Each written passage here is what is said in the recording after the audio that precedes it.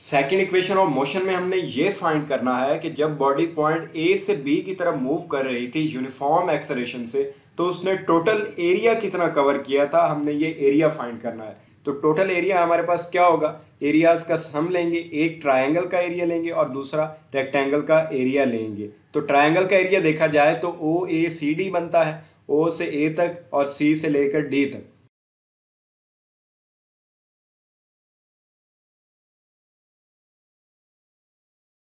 Last lecture में हमने introduction two equations of motion को स्टडी किया और इसके अलावा ये देखा कि अगर कोई भी बॉडी यूनिफॉर्म स्पीड से मूव कर रही है बिटवीन टू पॉइंट्स तो उसका यूनिफॉर्म एक्सेलरेशन क्या होगा। वहाँ पर हमने एक्सेलरेशन की वैल्यू को फाइंड किया था। ये इक्वेशंस ऑफ मोशन बहुत ही इंपॉर्टेंट है एग्जाम्स पॉइंट ऑफ व्यू के हवाले से, और ख़ासकर ये सेकंड इक्वेशन बहुत ज़्यादा इंपॉर्टेंट है। तो अगर आपने उस पिछली वीडियो को नहीं देखा तो पहले उस वीडियो को देखें, फिर उसके बाद इसे देखें। इस वीडियो में हम मोशन को ग्राफिकली रिप्रेजेंट करेंगे।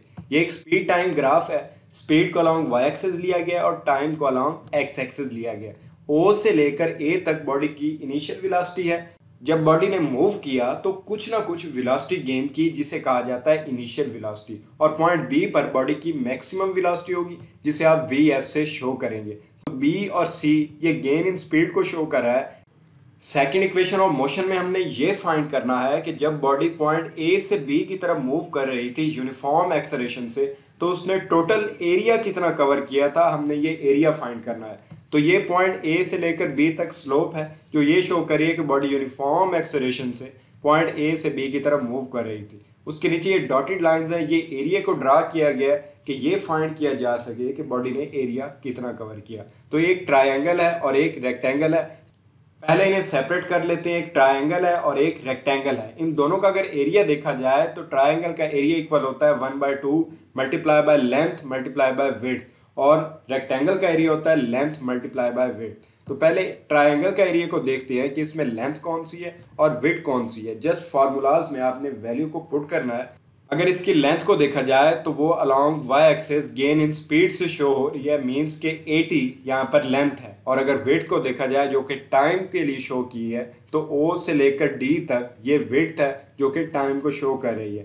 तो इसका टोटल जो एरिया होगा 1/2 multiply by length multiply by width. Length 80 show कर रही है और विड्थ 30 है, तो ये ट्रायंगल का एरिया हो जाएगा। इस तरह रेक्टेंगल का एरिया लेने के लिए लेंथ मल्टीप्लाई बाय विड्थ करेंगे। तो इसमें अगर लेंथ को देखा जाए इस रेक्टेंगल में, तो वी आई कहाँ पर शो हो रहा है, ओ से लेकर ए तक लेंथ है जिसे वी आई से शो किया गया, और विड्थ जो है अलॉन्ग एक्स एक्सिस है, उसे ओ से डी तक जो डिस्टेंस है इसे विड्थ कहा गया, उसे टी से शो किया गया।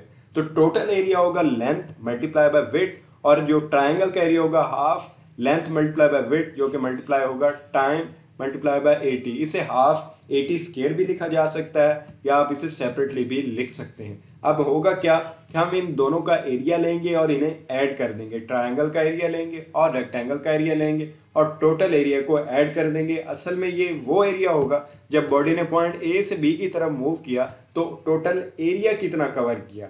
यूनिफॉर्म एक्सेलरेशन हमने फर्स्ट इक्वेशन ऑफ मोशन में ड्राइव की थी। सेकंड इक्वेशन में क्या होगा, इन दोनों का एरिया सेपरेट करेंगे। जब बॉडी यूनिफॉर्म एक्सेलरेशन से मूव कर रही थी तो टोटल एरिया कितना कवर किया बॉडी ने।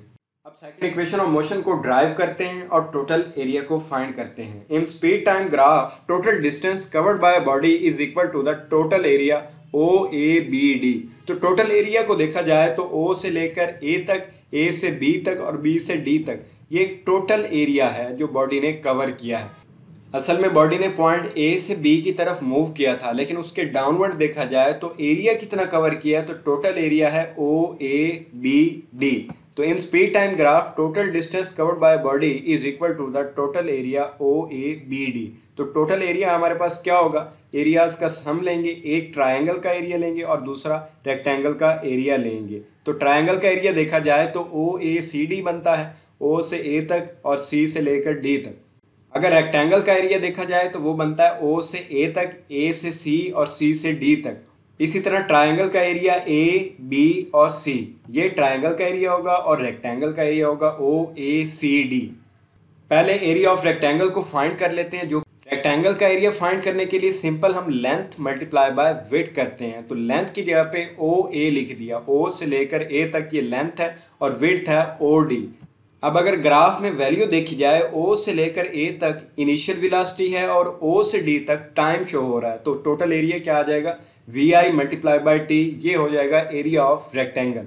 अब फाइंड करते हैं एरिया ऑफ ट्राइंगल। तो एरिया ऑफ ट्राइंगल होता है half multiply by length multiply by width, तो 1/2 तो फार्मूले वाला वैसे ही आ गया। ए से सी तक हमारे पास सिर्फ और सिर्फ इसकी विड्थ है और मल्टीप्लाई बाय बी से सी तक इसकी लेंथ है, तो ये लेंथ मल्टीप्लाई बाय विड्थ हो जाएगा, half length multiply by width. अब ए से सी तक जो वैल्यू है वो है टाइम की, और बी से सी तक अगर वैल्यू को देखा जाए, बी से सी तक वो है गेन इन स्पीड और उसकी वैल्यू है 80।